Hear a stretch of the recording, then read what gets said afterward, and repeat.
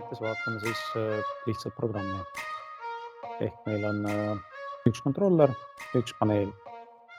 Kui me vaatame kontrollerit, siis ta on põhimõtteliselt tühi. Et meil on sisend i00 ja q00 on väljund.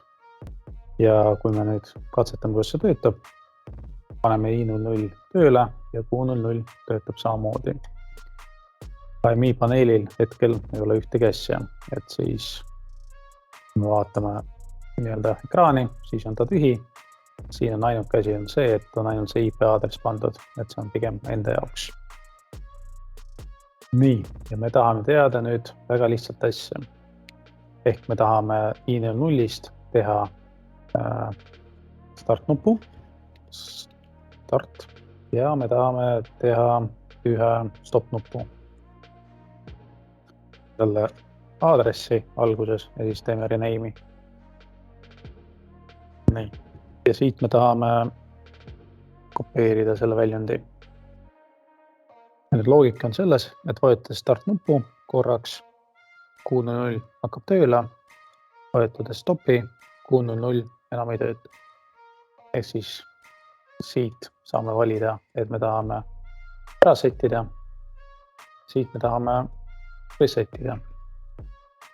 Läheme ülesse ja vaatame, mis siis juhtub. Paneme prillid peale, vajutades i00, väljund hakkab tööle ja jääb tööle set-asendisse. Vajutades i01, väljund lõpetab töö ja siis enam ei tööta. Kõik on väga lihtne.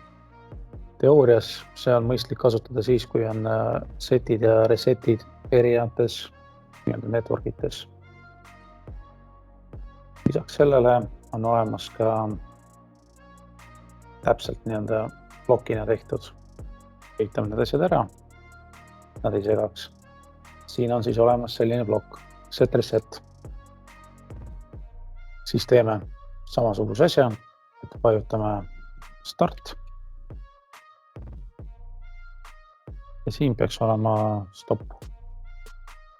Kui meid nimetusi ei ole määratud, siis me saame panna siia täpselt i00 ja nii edasi.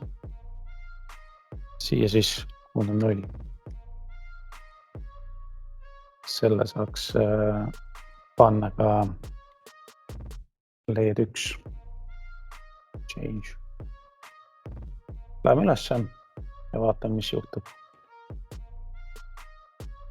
Vajutame prillid. Ehk siis vajutame stardi. q00 hakkab tööle ja jääbki tööle. Vajutades stopi. q00 ei tööta. Ehk siis täpselt samasugune põhimõte, aga teistmoodi natuke ehitatud. Siis on olemas täpselt samasugune, aga vastupidine olukord. Vajutades stardile jälle i00 väljund hakkab tööle ja jääbki tööle. Vajutades stopile, ta enam ei tööta. Ehk siis sõltuvalt, kas teil on vaja rohkem stop-tingimusi või start-tingimusi, siis saame siin seda kasutada. Ehk siis näiteks paneme siia mingisuguse sellise variandi.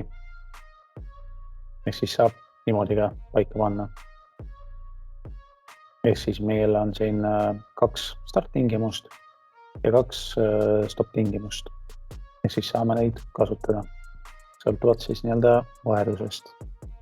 Nii, ehk siis selles näites jällegi start-tingimus, stop-tingimus ja igaks juhuks läheme ülesse, et vaatame, et ei oleks vigu selles programmis. Teine variant on vajutada compile, et ta näiteks, kas on vigu või ei ole. Siin all peaks olema siis sinine plats, kui on orange või kollane, siis peaks veel töötama ja kui on punane, siis ta ei lasegi üles laadida. Nii, ehk siis plaan on selline, vajutame stardile, üks LED hakkab tööle, vajutame stopile, LED ei tööta. Vaatame siis paneeli poole pealt. Esiteks, mis ma olen soovitanud, alati panna siia mingisuguse indikaatori. Selle indikaatori põhieesmärk on see, et veenduda, et meil on olemas ühendus. Et ta otseselt ei võta programmis mitte midagi, aga nii-öelda meile on see kasulik. Ja vähemalt esialgu võiks see IP aadress olla ka siin kuskil lähedal. Nii, ehk siis kui ühendus on, siis me tahame, et see tuluke vilguks. Selleks siit kontrollerist peame sisse lülitama siis nii-öelda clocki ehk nii-öelda properties, general, system clock ja memory. Paneme siis nii-öelda linnukas ette, et panna see memory tööle. On hea soovitus, et siin on 0 pandud, aga kuna me 0 kasutame, siis on mõistlik kasutada mingit suurt numbrit, sest tavaliselt me kasutame seda viimase hetkes. Lülitame sisse, see tähendab, et siin on ta olemas. Nüüd lähme tagasi nii-öelda paneeli juurde. Selle tulukese pealt vajutame properties, avaneb siit alt selline aken, mida me saame üles tõmmata. Siit vajutame animation ja me tahame appearance ehk siis väljanägemist muuta. Siit meil praegu mitte midagi ei ole, siis peame otsima üldiselt, ehk siis lähme siit PLC1 alla või kui ta on teise nimetusega, mis teise nimetusega. Vaatame, kus need klokid on. Valime 1 Hz ehk siis 1 kord sekundis pulss. Siit paneme, et kui ta on 0, siis ta on 0 ja kui ta on 1, siis las ta olla mingisugust teist värvi.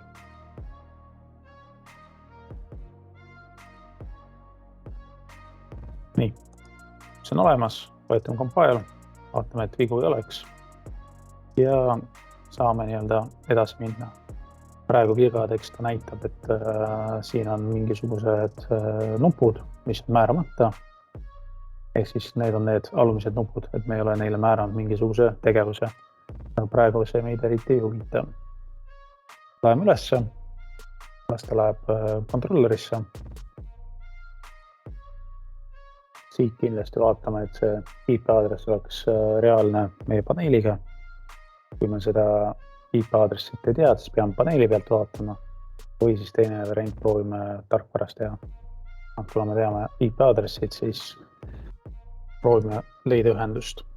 Nii, ja kui ühendus on loodud, siis me tahame teha niimoodi, et display pealt vajutame nupule ja see nupp paneb siis mingisuguse asja tööle.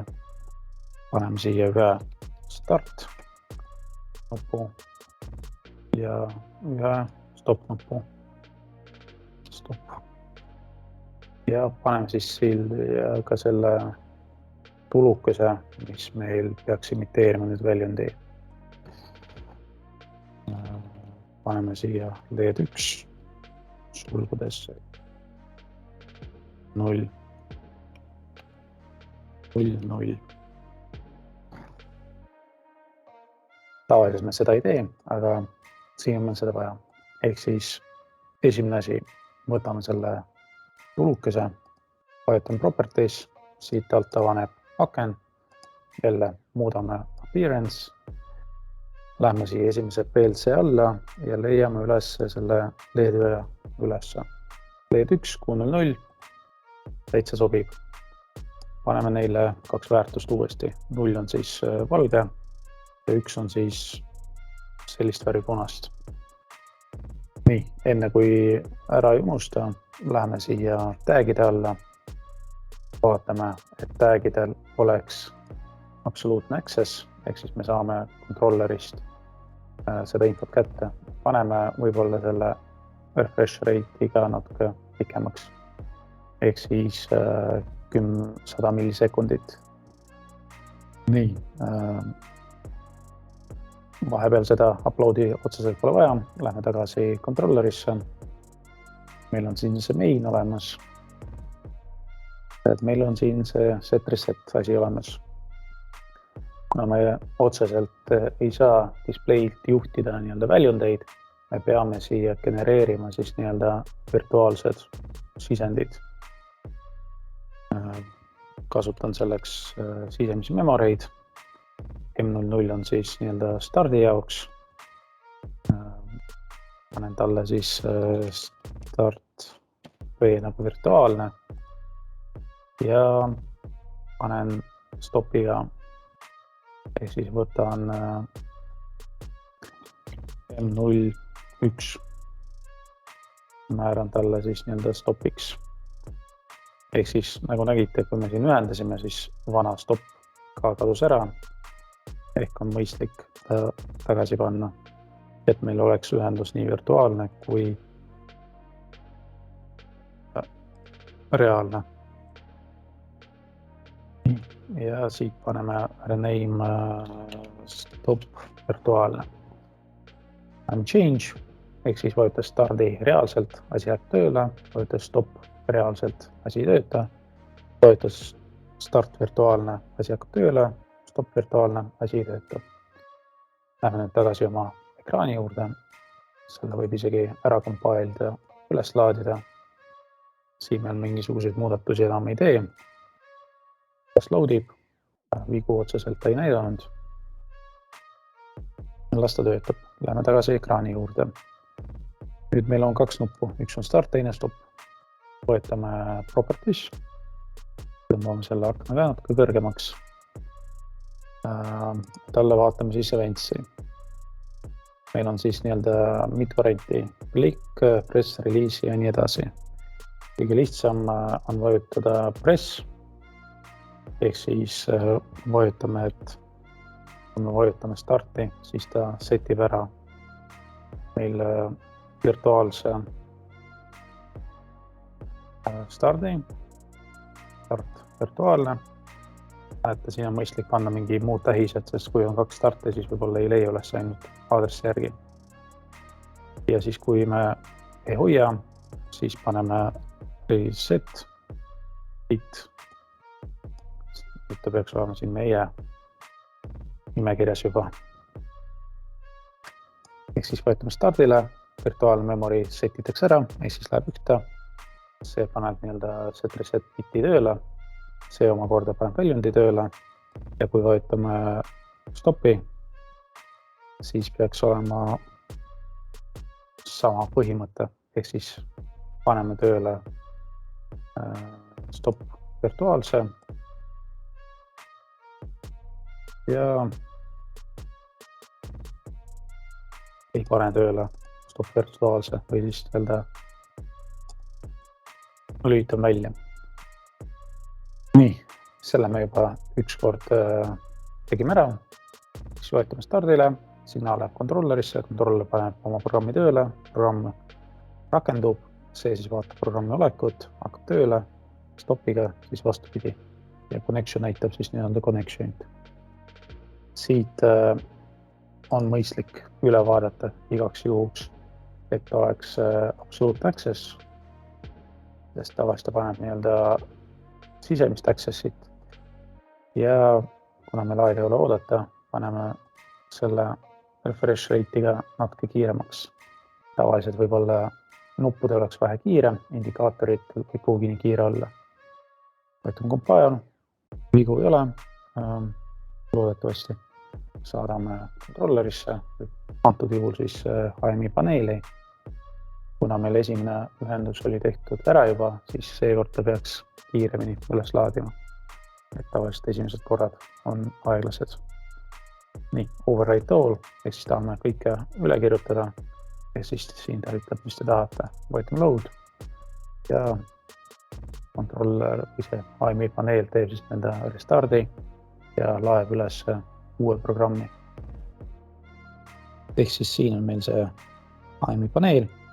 Connection näitab, et asi töötab. Võetame stardile, väljund töötab. Võetame stopile, väljund ei tööta. Set, reset, reset.